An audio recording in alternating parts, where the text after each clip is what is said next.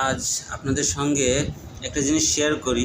যদি কখনো গাড়ি নদীতে বা পানিতে যদি কখনো পড়ে যায়, তখনই মোবিলটা অবশ্যই চেঞ্জ করতে হবে এবং সঙ্গে এয়ার ক্লিনার বক্সের ভিতরে পানি আছে কিনা সেটা ট্রাই করতে হবে, দেখতে হবে যাতে ওটা না থাকে। তারপরে মোবিলটা আমাদের নতুন মোবিল দিতে হবে। এই দেখেন, এই মোবিল সে চেঞ্জ করছে, করার পরে এয়ার ক্লিনার বক্সের মধ্যে সম্ভবত পানি ছিল, সেই পানিতে যে আবার এই যে সেই মোবিলের কালার কী হয়ে গেছে দেখেন। এখন ইঞ্জিন তো কী হয় আল্লাহ মাহবুব জানে। হ্যাঁ,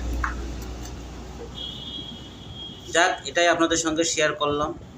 তবে সবসময় নিজেরা স্বয়ং দাঁড়ায় থেকে এই কাজটা করবেন, কারণ কি অধিকাংশ লোকই এ সমস্ত কাজে গাফিলতি করে এবং তারা অবহেলা করে এবং মানুষের ধোঁকা দেয়। এই কিছু